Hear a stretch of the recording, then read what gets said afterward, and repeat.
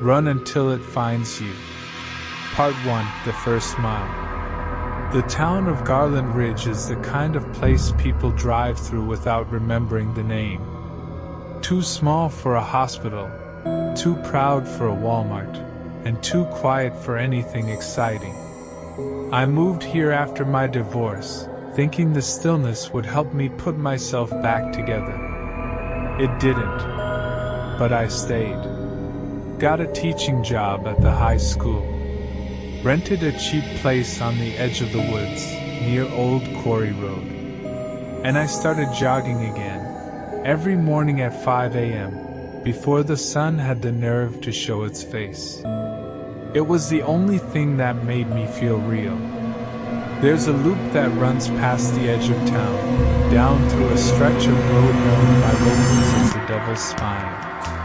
Nobody told me why they called it that, and I didn't ask. Just like the name. Sharp. Harsh. Sounded like something you had to survive. My first jog through the spine was a foggy morning in early October. The air was heavy, wet with dew and some strange hush that felt thicker than silence. The fog clung to the road, slithered low like smoke. I ran with music in one ear, the other open to the sound of my breath and footfalls. That morning, the road felt wrong, like it went on longer than usual. The stretch between the first bend and the rusted gate by the old sawmill felt endless. I checked my watch, expecting to be at mile 2. It still read 0.9. I thought maybe I was just tired.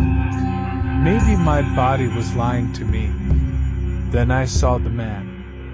He was standing in the middle of the road, just before the tree line began to curve left. Barefoot.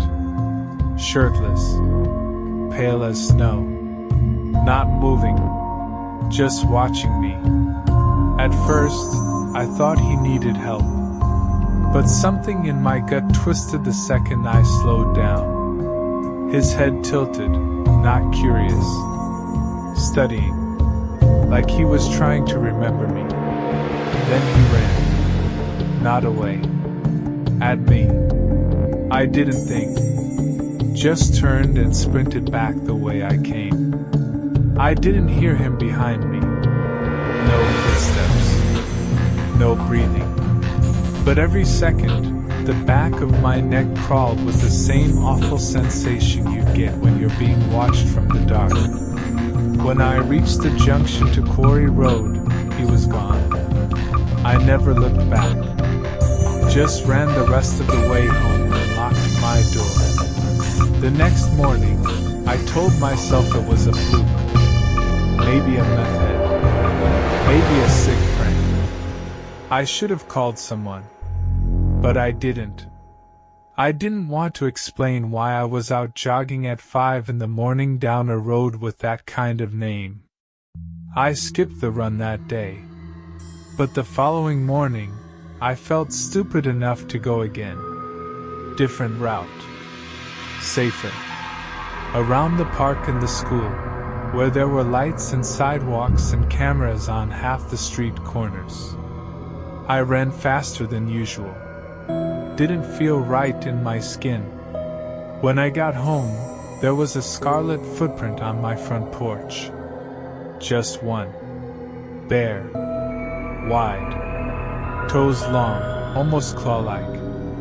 I checked my shoes. Checked my own feet. It wasn't mine. It hadn't rained. No dirt or mud around. Just the print, still damp like it had just been made. I didn't sleep well that night. The next morning, I didn't run. I didn't move. Just sat on the couch with the lights on, waiting for the sun. It rose slow and dim, the sky behind it a dull, bruised gray. The whole day felt wrong. By the time dusk rolled in, I convinced myself to go for a jog. Not because I wanted to, because I needed to prove I was still in control. that it was just some freak thing, a coincidence. I told myself I wouldn't go near the spine, but I did. The moment my shoes hit that stretch of road, something in the air changed. The fog was back, but it wasn't misty. It was wet, heavy enough to beat on my skin, like running through breath. And then the smell. Rotting bark. Wet iron. Sweat that wasn't mine. I kept going. Not out of bravery. I just didn't want to stop. That's when I saw the second footprint. Off to the side, near the old wooden mile marker, which hadn't been legible in decades. The footprint was deeper this time, sunk into the gravel like something heavy had stomped down. There was no blood this time, just a slick black film, like the road was sweating beneath it. I ran faster. Around the bend, past the gate, until my lungs screamed. I glanced back. Nothing. But when I turned forward again, there he was, standing 5 feet in front of me, smiling now. That grin was all teeth, small, uneven, and too many. His gums were gray, cracked open like bark split by lightning. His eyes were closed, but I knew he could still see me. I jumped into the woods, crashed through briars and dead leaves, down a slope that tore open my shins. I heard branches snap behind me, heard him following, not running, gliding. I didn't stop until I burst out into someone's yard, dove across their lawn, and slammed my fists against their door like a madman. A man in a bathrobe answered with a baseball bat. I didn't explain. I just begged him to call the cops. He did, but no one came. They said the nearest deputy was already on patrol near the spine. They'd call me if anything turned up. I walked home in the dark, heart hammering. The next morning, there were 2 bare footprints on my porch, side by side, facing my door. That night I didn't sleep, not even with every light on, the windows fogged from the inside. My water ran brown for 10 seconds before clearing, and at exactly 5 a.m., I heard a soft tapping on my back door. 3 knocks. Deliberate. Measured. I didn't answer. Just sat on the floor with the lights off, holding a kitchen knife and trying not to breathe. Then, after a long pause, a single soggy footprint appeared beneath the doorframe. Inside. Right on the floor mat. He was getting closer. And I didn't know yet that running was exactly what he wanted. Part 2, the second wind. I started running again the next night. Not for fitness. Not for peace. But because I was afraid of what would happen if I stopped. I waited until sunset, then laced up and hit the road. I told myself it was about reclaiming the routine, controlling the fear. But the truth is simpler. The fear had started to whisper. It said he comes faster when you're still. The devil's spine was waiting. Not just the road, him. The figure. The thing. I still didn't know what he was. Human once, maybe. But not anymore.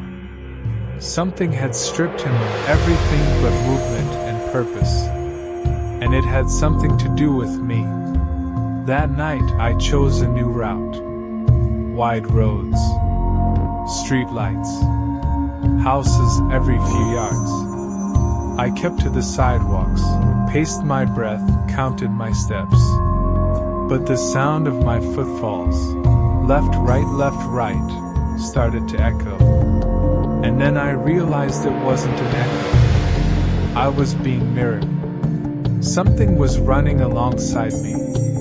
I couldn't see it, but I could hear it. Just off the road. 3 yards, between trees, shadowing my every pace with sick precision. I stopped.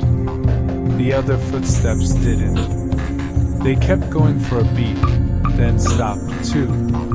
Somewhere in the dark, he stood still, listening, waiting. I turned around and sprinted back home. My lungs burned, legs seizing out. When I reached the porch, I didn't look at the ground. I knew what would be there. I locked the door, pulled every blind, stood in the shower, fully clothed, trying to wash the cold off my skin. It didn't work. There were new rules now. I couldn't skip the run. Not anymore. Because the next time I did, he came inside. That morning I overslept. For the first time in weeks, I didn't jog. Didn't even open the door. I lay in bed, groggy, dazed, body sore like I'd run in my sleep. When I stumbled into the kitchen, the faucet was already dripping. Scarlet. It wasn't blood. It smelled metallic, but thinner. Old, like rusted coins and stagnant breath.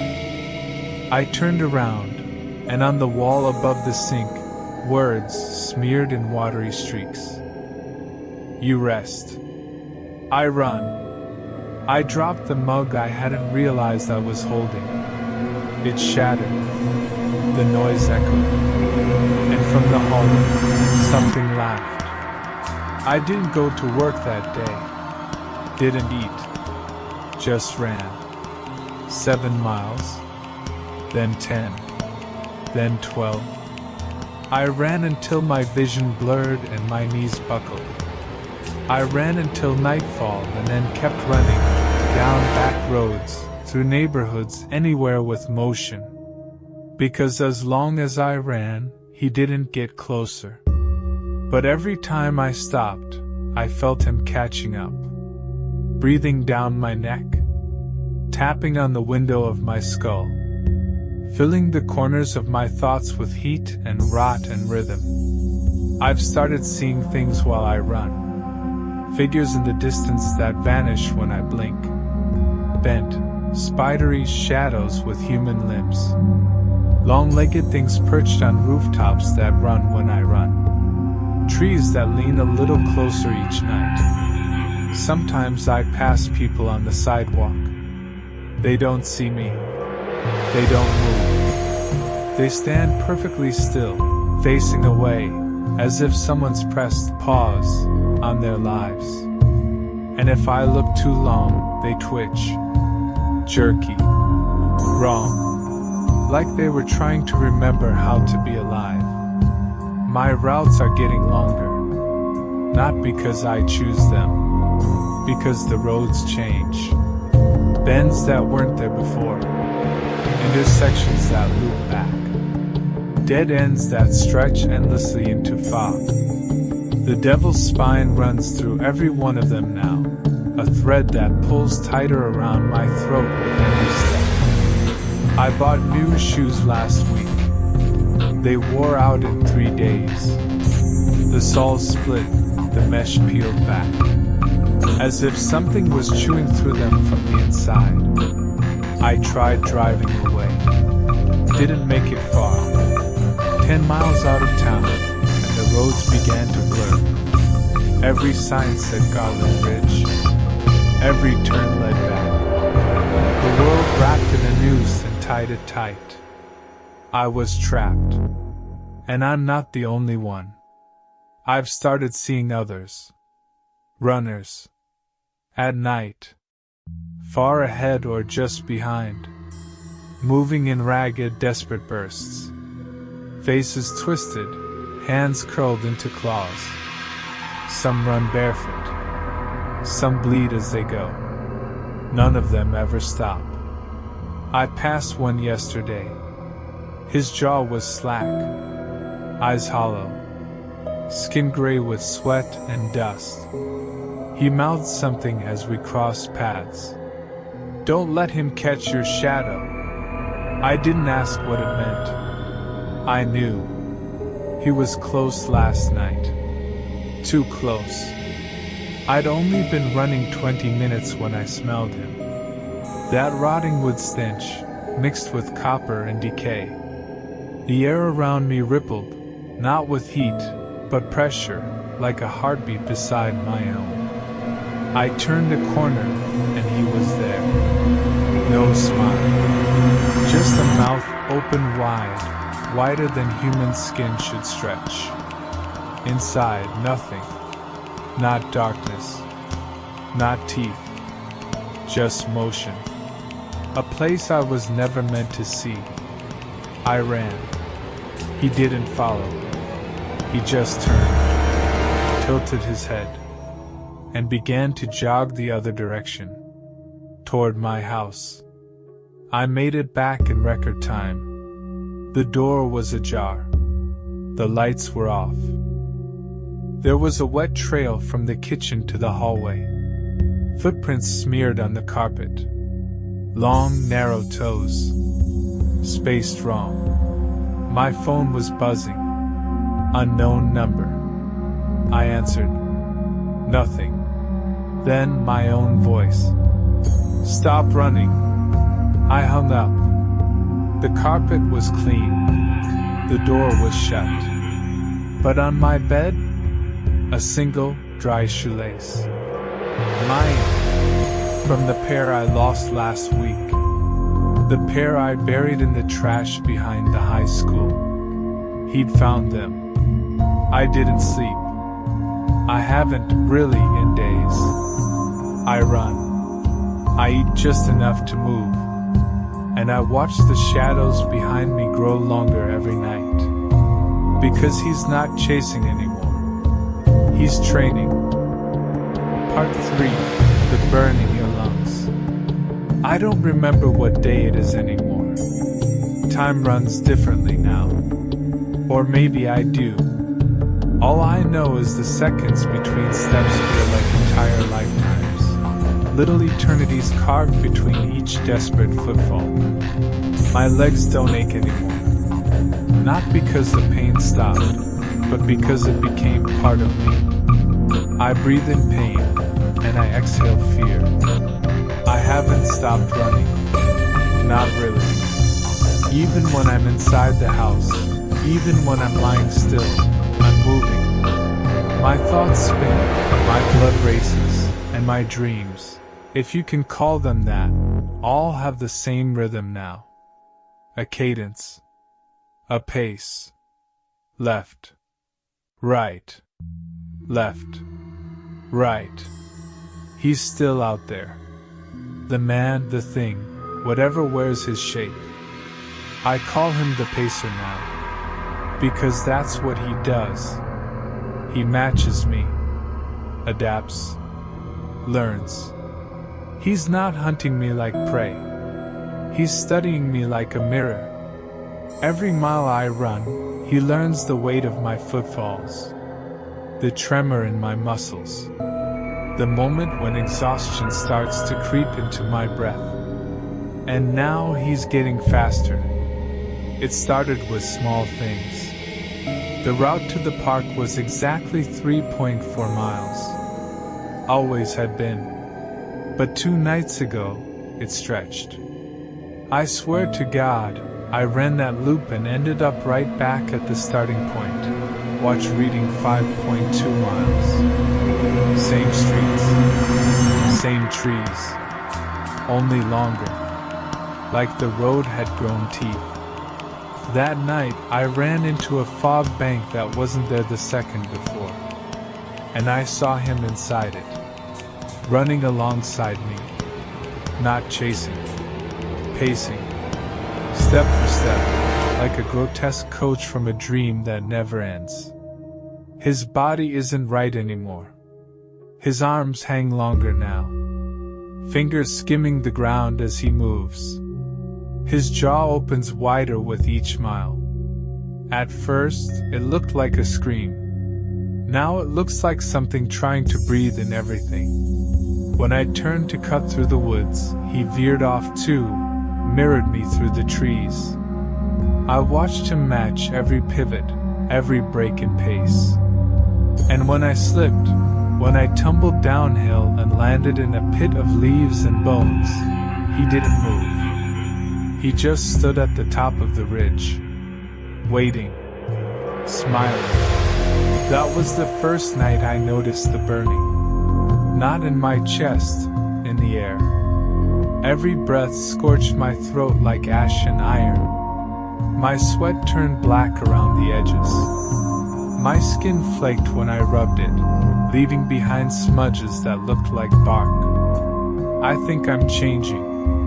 I think the pacer is wearing me down in more ways than one. I see things in the mirror. Not just him. Not just shadows. Versions of me. Thin. Gaunt. Hollow-eyed runners, limping in place, staring through the glass with desperate hunger. Some are bleeding. Some are burned. One had no face at all, just a stretched surface, skin pulled tight like a drum, rippling with every silent scream. Last night, one of them reached through. Just for a moment. A hand pressed against the mirror from the inside. Fingers bloody, knuckles bent backwards, nails scraped down to bone. It mouthed something at me. Not in warning. In jealousy. I smashed the mirror with a dumbbell. It bled. Thick, viscous liquid oozed from the cracks, slow and steady, until it soaked into the carpet. That patch hasn't dried since. And now the air smells of old sweat and melted sneakers. I've tried to stop. I swear I've tried. But I can't. When I sit still too long, I get sick. Like something in my gut coils and gnaws. My skin itches. My bones ache. I feel heat in my heels, like the pavement's calling me. He wants me out there. Wants to run with me. Wants to run through me. I left town last night. At least I tried. Started driving west. Took back roads. Avoided the spine. But it didn't matter. I hit the 7-mile mark and had to pull over. My hands were shaking. My heart was racing. Like withdrawal. I got out of the car and started running down the shoulder. That's when I passed the first road sign. Garland Ridge, 2 miles. I'd been driving for over an hour. I screamed. Kept running. Saw the next sign a half hour later. Garland Ridge, 3 miles. It's moving with me. The town. The road. The thing. It's all part of the same loop. It grows as I run. It feeds on the motion. There is no away. There is no end. There's only forward. And always, behind me, the sound of one more footfall. Not mine. Never mine. I don't wear a watch anymore. It stopped ticking 3 nights ago. The hands melted. When I looked down, they burned an imprint into my skin. A twisted infinity symbol. A track that never ends. The pacer is growing more confident. He's showing up in the daytime now. Not in full, but in edges. Reflections in puddles that don't match the sky. Jogging figures in crowds that vanish when you blink. Graffiti on brick walls. Smeared silhouettes of runners with gaping mouths and no feet. They don't need feet anymore. Not when they never stop moving. I passed a woman in the grocery store yesterday. Her shoes were melted to her ankles. She smiled at me. Her teeth were black with tar. She whispered, "Mile 10 is when it gets real." I ran out of there so fast I didn't notice the trail I left behind, ash footprints burning into the tile. When I got home, my feet were clean, but the soles of my shoes were gone. The next morning, I stepped outside and the sky was the color of bruised lungs. Everything was quiet. No cars. No wind. Even the birds were still. And there, across the street, standing beneath the dead lamppost, was the pacer. He lifted one hand and beckoned, one slow, curling finger. So I ran. Because it's the only thing I can do now. Because if I stop, I think he'll wear me. Like shoes. Like skin. And someone else will start to feel the burn in their lungs. Someone who thinks they're just getting back into shape. Someone who thinks it's just a morning jog. Part 4. The loop that never ends. My GPS is broken. Or maybe I am. It tells me I'm running in a straight line, but I keep ending up in the same places. Same cracked sidewalk with the red handprint. Same dead raccoon with the gaping mouth. Same pair of sneakers, hanging by their laces from a power line that hasn't worked in years. Every route is a loop, and I'm not the only one running it. They're out there with me. Every night. Sometimes just ahead. Sometimes behind. Sometimes beside me, reflected in shop windows, their shadows too long, stretching out ahead like they're pulling time. Other runners. Victims. Ghosts. Maybe all of those things. One of them passed me last night. A woman maybe 40. Face hollowed by wind and suffering. She didn't look at me. Just ran like she had something chasing her soul. Her arms were wrong, elbows hyperextended, hands twisted behind her as she pumped them like a marionette jerking on frayed strings. I tried to call out. She hissed. No words. Just breath, sharp and wet. Then she veered off into the woods, and the trees closed behind her. The forest is changing. Not just growing, breathing. The branches sway when there's no wind. I ran beneath a willow that dripped sweat onto my shoulders. It smelled like burnt rubber and adrenaline. Like track shoes left to rot in a locker room no one ever left. I turned a corner and ended up back at my driveway. Even though I hadn't gone that direction, I thought about stopping. Just once. Just 5 minutes of rest. But that's when I saw it, my own body, collapsed on the pavement. Still, eyes open, mouth slightly ajar.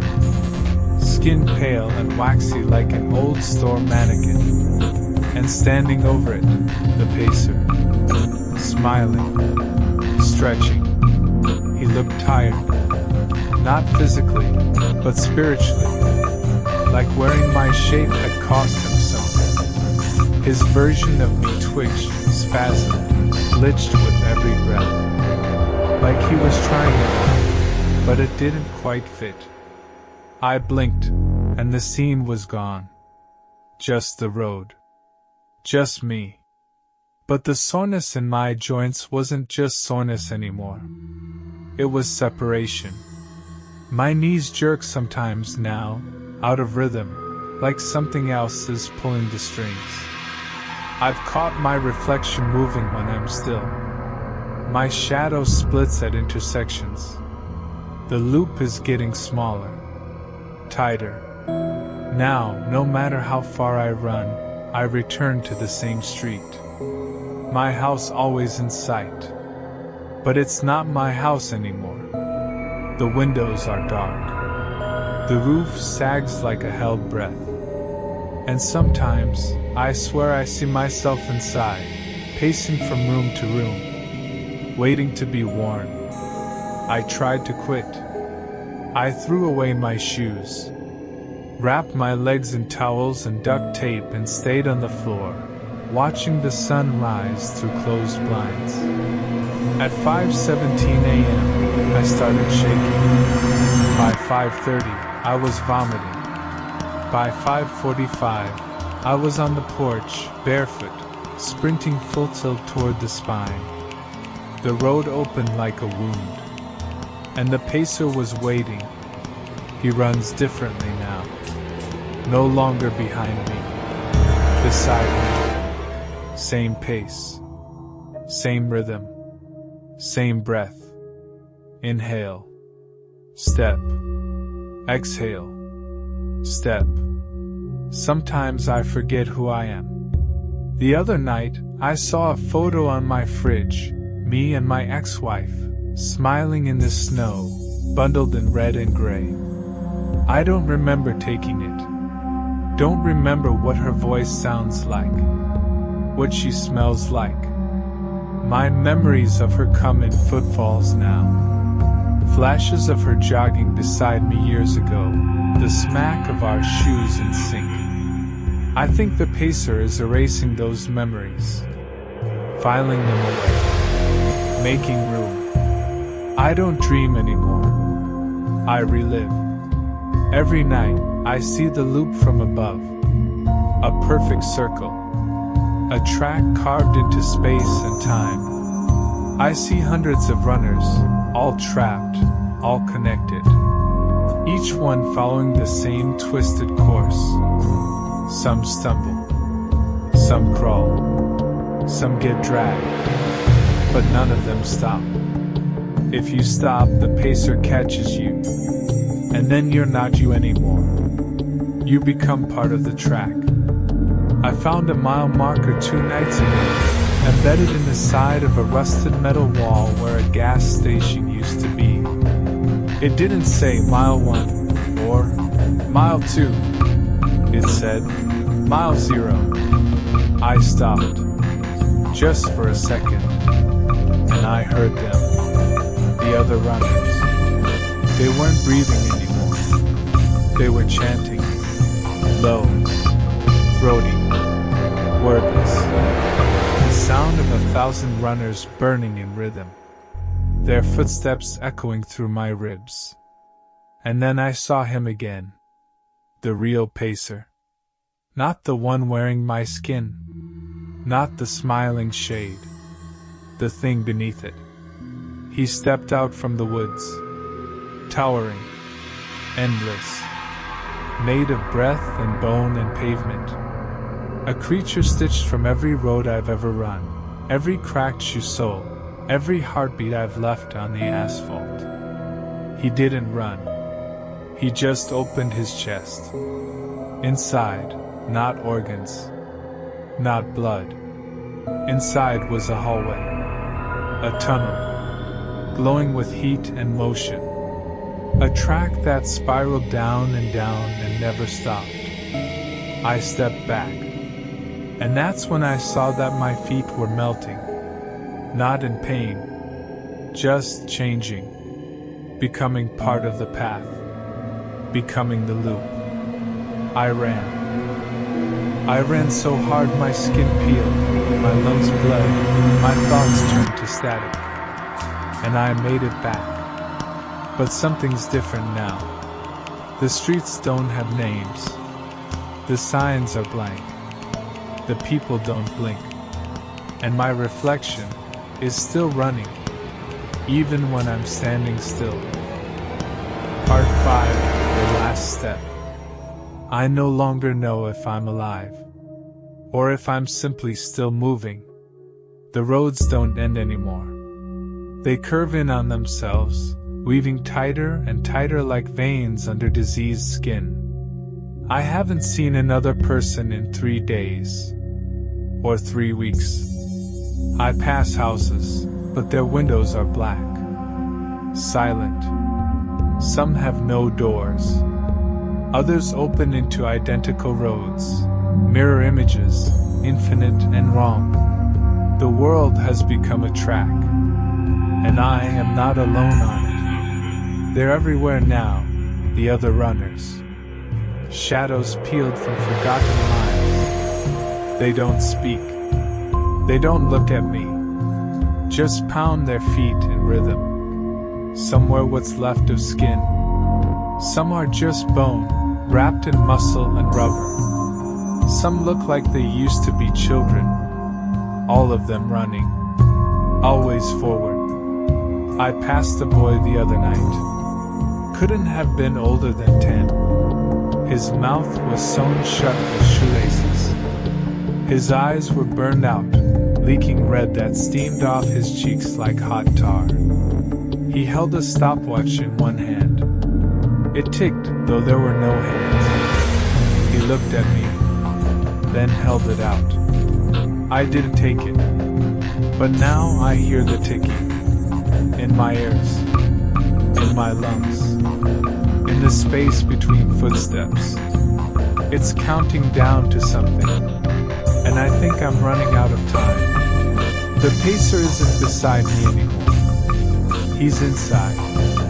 Sometimes, when I blink, I see from his eyes. I watch myself, my body, my stride, my face unraveling from exertion. I see the sinews stretch, the tendons coil, the joints flinch and recover. He's measuring me, testing the limits. Soon I won't be needed. Soon I'll be replaced. I tried to stop again yesterday. Collapsed on a patch of road that looked like skin, pale, pitted, veined with asphalt. My body rebelled. Knees locked. Ankles twisted. My muscles screamed not in pain, but in need. The air around me thickened like glue. My thoughts slowed. And then I felt hands beneath the road. Gripping. Dozens of them. They pressed against my back. My thighs. My calves. They pushed. Not gently. Urgently. They forced me forward, forced me to run. The road doesn't let you quit. It hurts you until you obey. Now every time I slow, I bleed from the soles of my feet. I see pieces of myself left behind, flesh, nails, something black and wet that used to be blood. But the road takes it, swallows it, replaces it with something faster. My legs aren't human anymore. I don't know what they are, but they bend too far, stretch too long. When I pass store windows, my reflection flickers between me and something else, something lean, hollow, efficient. I can feel the finish line coming. It's close. A scent in the air. Like burned rubber, sweat and static. The sound of applause, soft, distant, desperate. I don't know if it's real. I don't know if it's meant for me. But it's there. And so is he. The pacer. The original. The architect of the loop. He waits at the edge of the road now. No longer hidden. No longer mocking. Just still. Towering. His limbs a blur of motion, like wind-made flesh. His mouth wide and split, filled with footsteps instead of teeth. And in his hands a bib. My name on it. Number 0. I ran past him tonight. He didn't follow. He didn't need to. Because I think he's already inside my skin, wearing me like a tracksuit. And this loop? It's closing. The signs are clear now. The sky above isn't sky anymore. It's a dome. A giant stopwatch, ticking down at slow, cruel beats. Every blink of starlight is a second dying. The moon is a runner's eye, bloodshot, staring down at the circuit it could never leave. Last night, I saw the finish line. It was just ahead, a glowing arc of light. across the top that bent and writhed unreadable. The ground beneath it shimmered. Something deep below breathed, waiting for me to cross. But I didn't. I stopped. And for a moment, just a moment, the world stuttered. The loop cracked. And I saw them all. Every runner who came before. Every life worn thin by pavement and fear. Some were weeping. Some were begging. Some were smiling, teeth worn to nubs, empty eyes filled with relief. They all reached for me. Their mouths opened in perfect rhythm. And they said, "Take the last step." I didn't. Not yet. I turned around. And now, I'm going the wrong way. Back against the flow. Back into the curve. Back through the spine. The other runners see me. Some flinch. Some scream. Some vanish. The sky above pulses red. The road behind me screams. But I don't stop. Because maybe, just maybe, if I can go all the way back to where it started, I can end this. Maybe the loop isn't endless. Maybe the first step is the key to the last. I can feel the pacer behind me again. But I don't look back. I can't. I won't. Because if I do, if I see him now, I'll stop. And if I stop, I'll finish.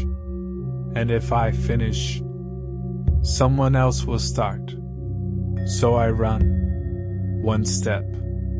Then another. Then another. Until the world forgets my name.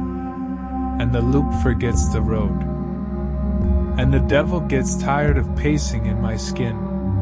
And maybe then, just maybe, we can rest. And